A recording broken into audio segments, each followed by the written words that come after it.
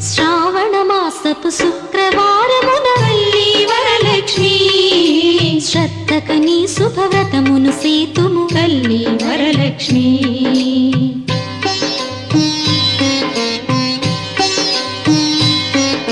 శ్రావణమాసపు శుక్రవారమున తల్లి వరలక్ష్మి శ్రద్ధకని శుభవ్రతమును సేతుము తల్లి వరలక్ష్మి.